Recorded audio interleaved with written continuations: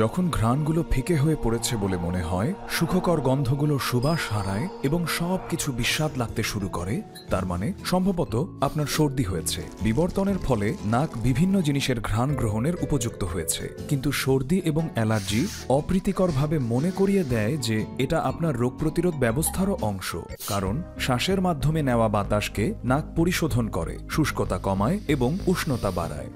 শ্বাস নেওয়ার সময় বাতাসে থাকা ধূলিকণাগুলো নাকের লোমে আটকে যায়। নাকের ভেতরে শ্লৈষ্মিক ঝিল্লি আঠালো নিঃসরণ ঘটায়। এটি ব্যাকটেরিয়া এবং ভাইরাসের মতো বায়ুবাহিত অনুপ্রবেশকারীদের আটকে দেয়। এতে এমনকি অ্যান্টিবডি অর্থাৎ রোগ প্রতিরক্ষামূলক প্রোটিন জাতীয় পদার্থ থাকে, যা দ্রুত প্যাথোজেনকে নিষ্ক্রিয় করে ফেলতে পারে।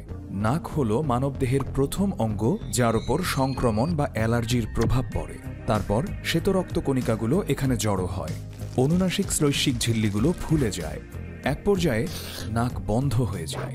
যখন বাধা সরে যায় এবং ফোলা কমে যায়, নাক আবার নিজের ক্ষমতা অনুযায়ী কাজ করতে পারে। সমস্ত সংবেদনশীল অঙ্গের মধ্যে নাকের রয়েছে মস্তিষ্কে পৌঁছানোর সংক্ষিপ্ততম পথ।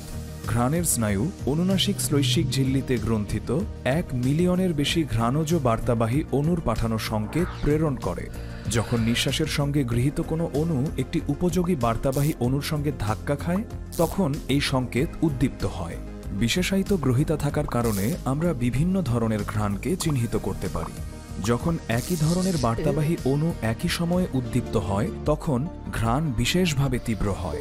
নাক আমাদের কেবল কোনো কিছুর বাজে ঘ্রাণের বিষয়ের সংকেতই দেয় না, সুস্বাদু কোনো কিছু রান্না হলে সেই গন্ধের সময় এটা আমাদের ক্ষুধাকে চাঙ্গা করে তোলে। আর এটি যেহেতু জিহ্বার চেয়ে অনেক বেশি স্বাদ আলাদা করতে পারে, এটা ভালো খাবারকে আরও সুস্বাদু করে তোলে। সিদ্ধান্ত গ্রহণ প্রক্রিয়াতেও নাক অবদান রাখতে চায়। বাসাবাড়ি কিংবা সম্ভাব্য সঙ্গী নির্বাচনের সময় ঘ্রাণ প্রায়ই আমাদের দৃষ্টিভঙ্গিকে ধারণার চেয়ে বেশি প্রভাবিত করে। এছাড়াও নাক একটি বিশেষ সম্পদের চাবিকাঠি, তা হল আমাদের স্মৃতি। ঘ্রাণের মাধ্যমে উদ্দীপ্ত স্মৃতি কখনো কখনো কারো ব্যক্তিগত ইতিহাসের গহীনে যেতে পারে এবং বিশেষভাবে আবেগময় এবং প্রগাঢ় হয়ে উঠতে পারে।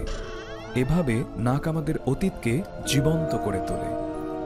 অবশ্য এ সময় সর্দি থাকলে হবে না।